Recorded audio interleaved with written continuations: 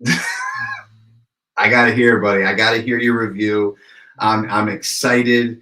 We'll probably have to start with. All right, just go. So I don't even know that's a your little clip. So I recently went and saw this with my beautiful girlfriend, who, like every other girl, was a Barbie fanatic, right? I mean, my daughter played with Barbies until she was probably 10. So this right. was a big movie for her.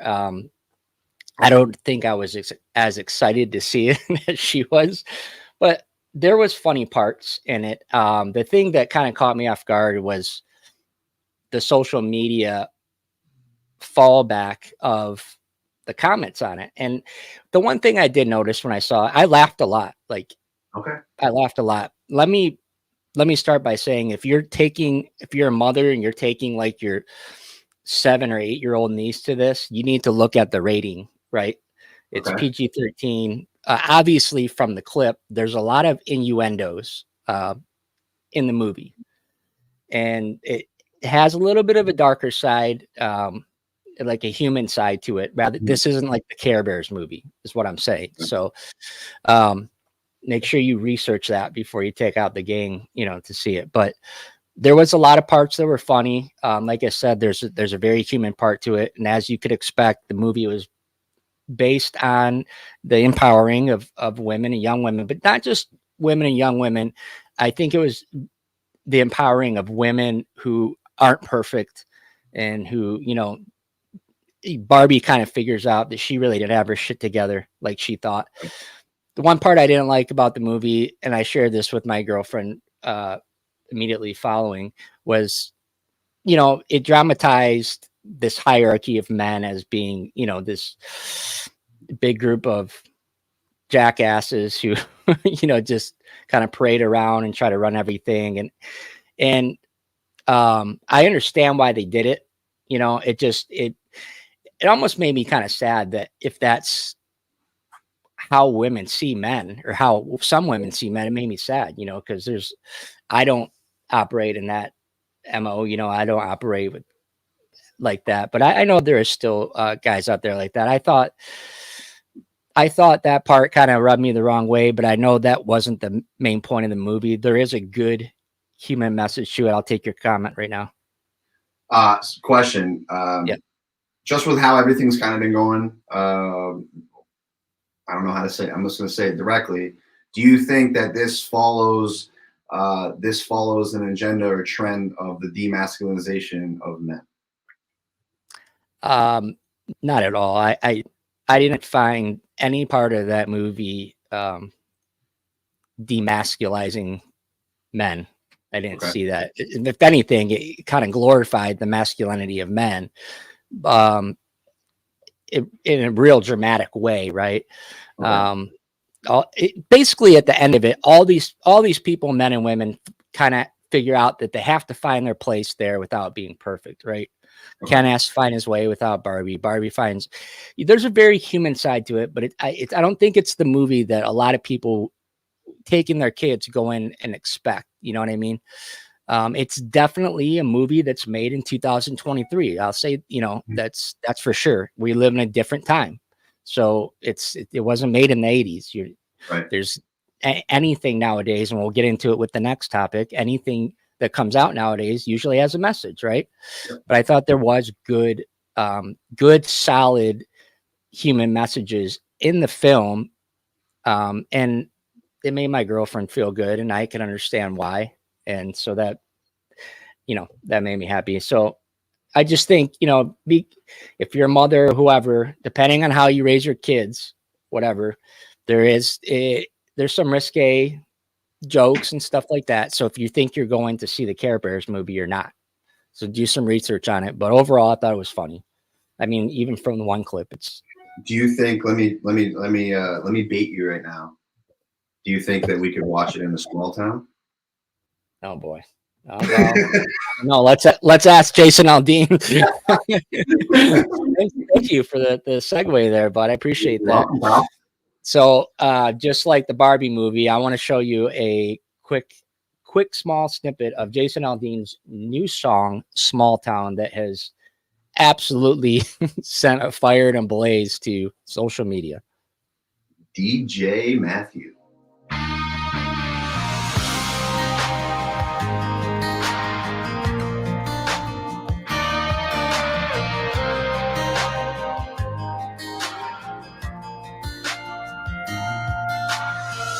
Sucker punch somebody on the sidewalk, carjacking old lady at a red light, pull a gun on the owner of a liquor store. You think it's cool, act a fool if you like. Cuss out a cop, spit in his face, stomp on the flag and light it up. Yeah, you think it's tough? Well, try that in a small town. Yeah, I'm telling you right now, you don't have to be in a small town for someone to get their ass stomped in for lighting the flag on fire. I just want to throw that out there for who's watching. So continue. Sorry. Yeah. So, I mean, a lot to unpack just in that first verse, right? It is a song that is very provoking to a lot of people. A lot of the comments I read online, of course, from the left is it's inciting violence. It's inciting violence towards people, I guess, who do those things. It's definitely a line straight down the middle, right? So you're gonna either support it or not support it. I'll say, just in my opinion, I can understand the frustration, right? And where that's coming from. I mean, I'm not down with anybody stopping on a flag or any of that crap. And I've talked to some people on the left who, you know, they would argue and say, well, that was a time where people found their voice and that was their frustration. Yeah. You know, so you're going to get arguments either way. I just think, you know, he's saying try that in a small town. So you know what he's talking about. So it's going to raise, you know, it's drawing a line in the sand. So he's going to, I don't know if it was the controversy that he wanted. But what really has flamed the fire on this, and I actually don't know 100% if it's factual, but I read it on Facebook, so it has to be. The place that they shot the film, I guess, was used back in the day for hangings. Wow. So like I said, don't quote me on that. I read that on Facebook, but if that's the case, then yeah, you're going to get a lot of, my opinion on this, Matt, and I, you know, yeah, there's a lot of people probably, you know, boycotting Jason Aldean and you know, I'm listening to hateful music, and you know, it's very hypocritical for a lot of people to take that stance, in my opinion, because a good amount of music isn't always the best. Let's just take one genre. Let's just take hip hop, for example, right? Literally every song nowadays is about the amount of drugs that they're taking. They can't feel anything. They're suicide talk. They're talking about the looting, the rioting, killing people, their ops, if you will, as the kids say. So, you know, I don't even know what that means. As you know, this being so politically driven and people hopping on this, I think that's why, because, you know, they're going to censor him and take him off certain playlists. And when I can go on YouTube right now and I can watch a woman half naked shake her ass on the camera with a gun in her hand and talking about killing people, like, and it's completely fine. How these social media places also, they said he got censored, he got taken off things, and they weren't showing his content. Yeah. I mean, to caveat what you said, you know, everybody has a right. Like, listen, if people say they don't want to listen to him because it incites violence, great, understandable, but you can't talk out of both sides of your mouth. If you're not listening to stuff that doesn't incite violence, then don't support, you know, hip hop and rap artists and all that talk about killing each other all the time. Right. You keep it even kill across the board. Right.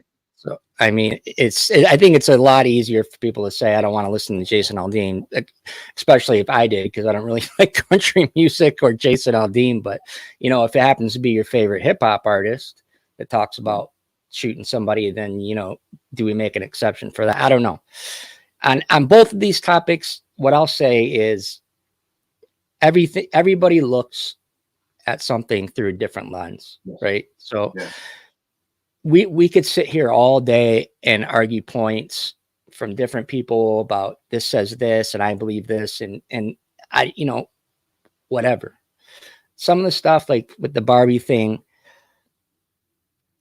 at some point, like I get there's so many messages in there, but I am at the place in my life where like I'm tired of taking like everything so seriously. You know what I mean? Mhm. Like just it's like everything has a message, and I get it. It's like whatever. You can't watch a commercial without getting a message anymore. But it's where we are in society right now, man. And I don't think it's going to change. You're going to get messages on both sides of the fence now, and there's a clear line of division drawn. And it makes it scary because, where do we get, I'm looking at, if you watch the news, we might be 2-3 years away from going to war with China. Yeah. And we're sitting here arguing about all this other crap. We're totally divided as a country, and we're in a scary place, man. I just wish that we could talk and try to figure stuff out on both sides. So that's all I got. Matt, thank you so much, man, for a great segment. Your first segment back. Feels good, doesn't it, bud?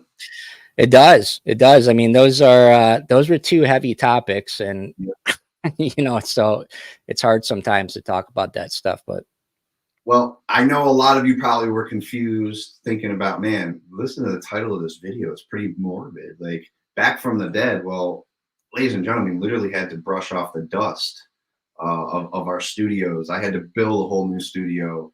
It kind of felt like we were resurrecting ourselves from the dead because, for a whole year we did this every single week, and spun our heads around and trying to get something out. And, when we didn't have this, dude, I didn't realize how much of an influence of my life it was for me in a positive manner. Yeah.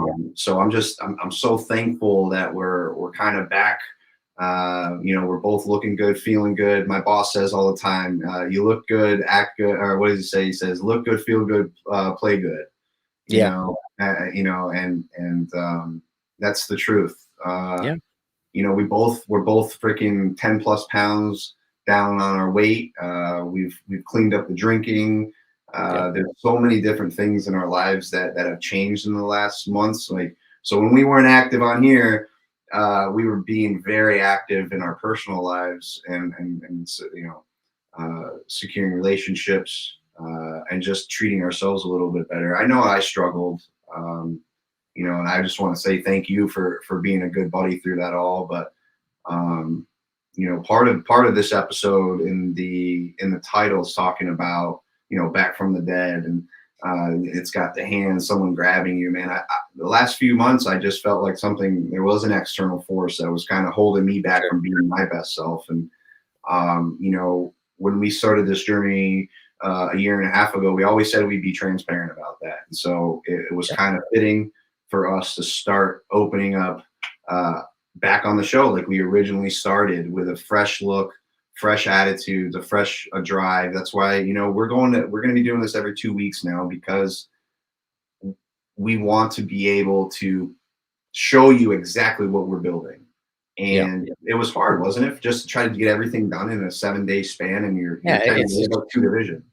It's extremely hard. And I don't think that a lot of times we're able to give our best because of the schedule and, and how fast paced both of our lives are. I know most people who know me are probably laughing right now that I said my life's fast paced, but I'm just talking about in a work and social setting. I think there's times we're throwing stuff together because we promised the show. And I think every other week just makes it the quality that much more better.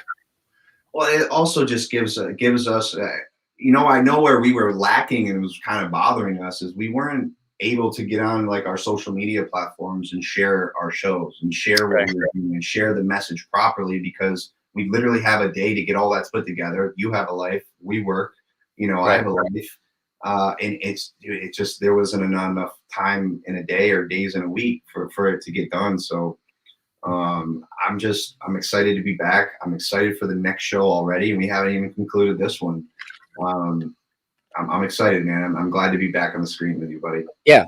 And going through this journey, the past couple months have been tough, and our communication has never stopped through that time. We just knew that when the time was right, we'd be back, and most importantly is our individual health, right? Yeah. And well-being and mental health. So, but this is a journey that, we knew we were going to continue. So, yeah, 100%. Well, listen, I appreciate you sticking through me.